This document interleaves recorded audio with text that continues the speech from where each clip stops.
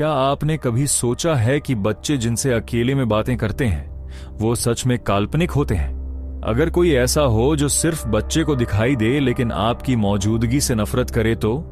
अगर बिना हाथ लगाए दरवाजे बंद होने लगें, चीजें हवा में उठने लगें और फिर भी बच्चा कहे कि यह सब उसका दोस्त कर रहा है, तो क्या आप उसे झूठ मानेंगे या उस पर यकीन करेंगे?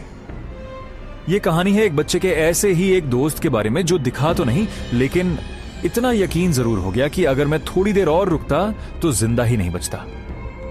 यह कहानी अगर आप लोगों को पसंद आए तो चैनल को सब्सक्राइब जरूर करें और इसे अपने दोस्तों के साथ जरूर शेयर करें।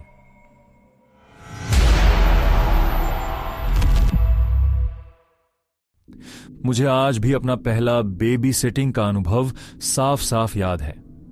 उस समय मेरी उम्र 26 साल थी और मैं पुलिस की ट्रेनिंग ले रहा था। एक दिन अचानक मेरे पड़ोस में रहने वाली महिला ने मेरा दरवाजा खटखटाया। उसके चेहरे पर साफ घबराहट थी। उसने मुझसे मदद मांगी। उसने बताया कि उसे किसी जरूरी काम से तुरंत बाहर जाना है, लेकिन घर पर उसका छोटा बच्चा है जिसकी देखभाल करने वाला कोई नहीं है।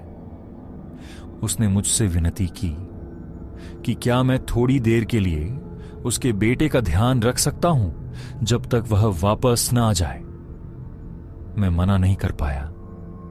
वह सच में मजबूरी में थी और ऊपर से मैं खुद पुलिस ट्रेनिंग में था, तो मुझे भी लगा कि जिंदगी का कोई अनप्लान्ड अनुभव मिल जाए, यही ठीक रहेगा। वह मुझे अपने घर ले गई और अपने बेटे से मिलवाया। उसका नाम आरव था। वह करीब 5 साल का था और देखने में थोड़ा चिड़चिड़ा सा लग रहा था।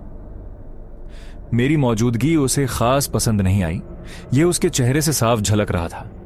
फिर भी मैंने पूरी कोशिश की कि वह मेरे साथ कंफर्टेबल महसूस करे और डर ना जाए।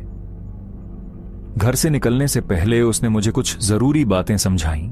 बच्चे की आदतें, क्या खाना देना है, किस बात का ध्यान रखना है। वह सब समझाकर उसने मुझ पर भरोसा जताया और जल्दी लौट आने का कहकर घर से निकल गई। उस पल मुझे बिल्कुल अंदाजा नहीं था कि यह साधारण सा लगने वाला अनुभव मेरे लिए कितना अजीब और डरावना साबित होने वाला है। वह घर से निकल गई और मैंने दरवाजा बंद कर दिया। उसका घर सलीके से सजा हुआ था, कम फर्नीचर, लेकिन खुली और खाली जगह ज्यादा थी। कमरे में खुशबूदार मोमबत्तियों की तेज महक फैली हुई थी। वह खुशबू कुछ अजीब सी लग रही थी, जैसे मैं किसी बंद कमरे में नहीं बल्कि किसी घने जंगल के बीच खड़ा हूं। उस माहौल ने मुझे बेचैन कर दिया और दिल में एक अजीब सी घबराहट पैदा होने लगी।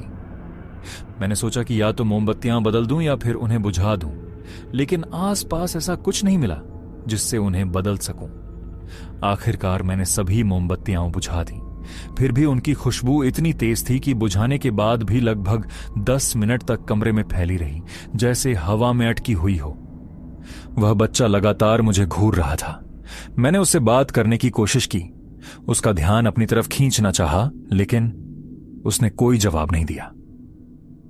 मजबूरन मैं सोफे पर जाकर बैठ गया। हम दोनों खामोशी से बैठे थे और उस सन्नाटे में माहौल और भी अटपटा लगने लगा। उस अजीब चुप्पी को तोड़ने के लिए मैंने सोचा कि उसके लिए कुछ खाने को बना दूं। मुझे खाना बनाना आता है तो लगा शायद उसे अच्छा लगे। मैंने उससे पूछा कि वह क्या खाना चाहेगा, लेकिन मेरी बात सुनते ही वह अचानक खड़ा हो गया, मुझ पर चिल्लाया और तेजी से अपने कमरे की तरफ भाग गया। उस पल मुझे झुंझलाहट हुई। इतना बदतमीज बच्चा मैंने पहले कभी नहीं देखा था। मन न होते हुए भी मैं उसके पीछे उसके कमरे तक गया, सिर्फ इसलिए कि उसे शांत कर सकूं और अच्छा महसूस करवा सकूं। मैं चाहता था कि वह थोड़ा सहज हो जाए ताकि उसकी मां भी मुझसे खुश रहे। लेकिन जैसे ही मैंने उसके कमरे में कदम रखा, मेरे पूरे शरीर पर एक अजीब सा भारीपन छा गया। उसी पल ठंडी हवा का एक तेज झोंका मेरे चेहरे से टकराया, मानो कमरे की हवा अचानक जिंदा हो गई हो। मैंने तुरंत इधर उधर देखा कि कहीं खिड़की खुली तो नहीं है, लेकिन खिड़की पूरी तरह बंद थी। मैंने खुद को समझाया कि शायद यह मेरे शरीर की कोई सामान्य प्रतिक्रिया होगी। माहौल को हल्का करने और उससे दोस्ती करने के इरादे से मैंने उसके कमरे पर एक नजर डाली।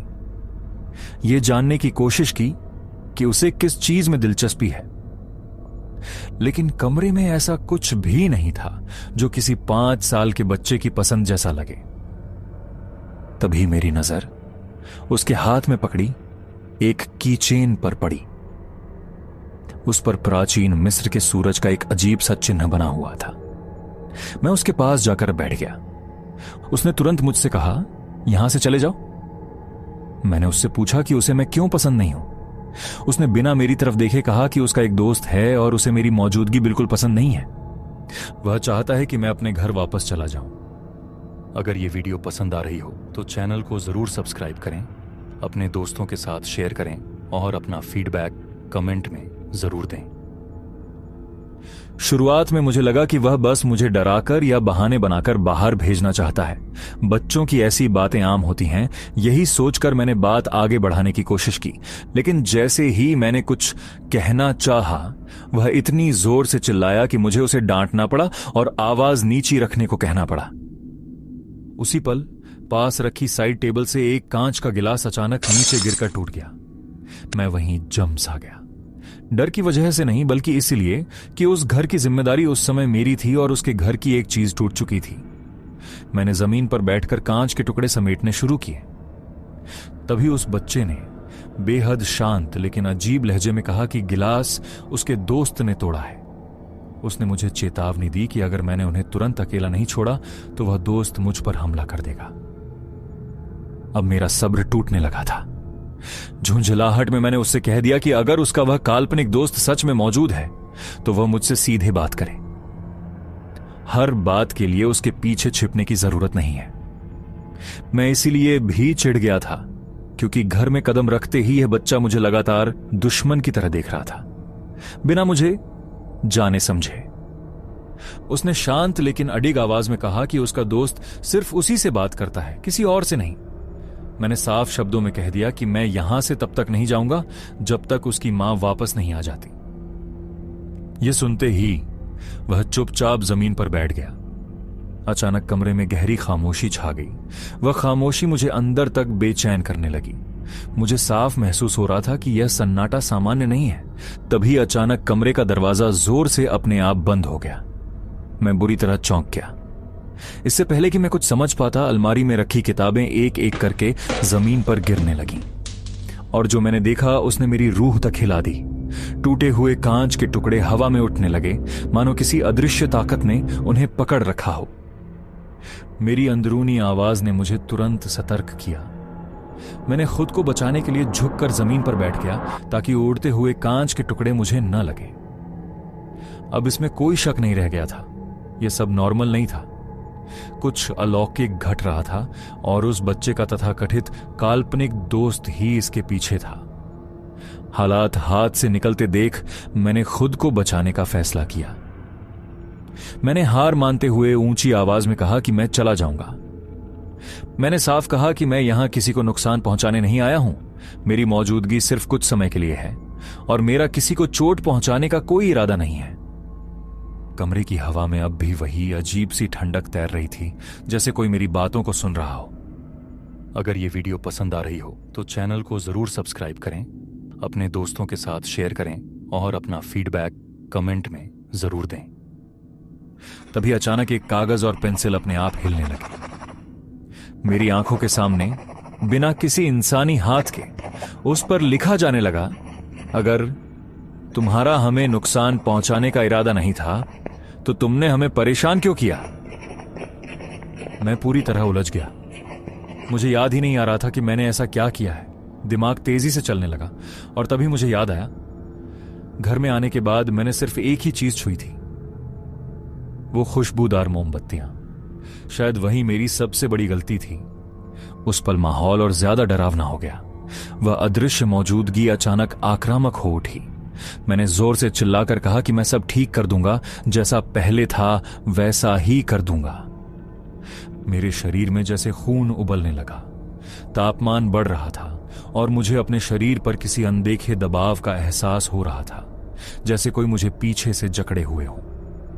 मैं किसी तरह खुद को संभालते हुए रसोई की तरफ भागा और दोबारा उन मोमबत्तियों को जला दिया। कुछ ही मिनटों में घर का माहौल बदलने लगा। वह अजीब ठंडक, वह दबाव, सब धीरे धीरे खत्म होने लगा। जब मैं वापस बच्चे के कमरे में पहुंचा तो मेरी आंखें खुली की खुली रह गईं। अलमारी में गिरी किताबें अपनी जगह पर थीं।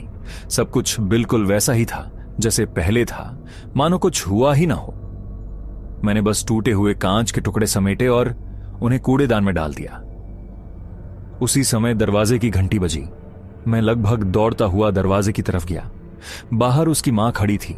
उसे देखकर मैंने राहत की एक गहरी सांस ली, जैसे किसी भयानक सपने से बाहर आ गया हूं। उसने मुझसे पूछा कि क्या मैं एक कप कॉफी के लिए रुक सकता हूं, लेकिन मैंने मना कर दिया। मेरा मन अब उस घर में एक पल भी रुकने का नहीं था। उसने मुझे धन्यवाद कहा और मैं अपने घर लौट आया। आज उस घटना को 3 साल हो चुके हैं, लेकिन मैं उसे आज तक भूल नहीं पाया हूं। वह डरावनी याद अब भी मेरे रोंगटे खड़े कर देती है। शायद किस्मत अच्छी थी कि मैं उस रात वहां से जिंदा और सुरक्षित निकल पाया। अगर ये वीडियो आपको पसंद आई हो तो चैनल को जरूर सब्सक्राइब करें ताकि हमारी अगली कहानी सबसे पहले आप तक पहुंचे। वीडियो को अपने दोस्तों के साथ शेयर करें और अपना फीडबैक कमेंट में जरूर लिखें। आपका फीडबैक हमें और बेहतर कंटेंट बनाने में मदद करता है।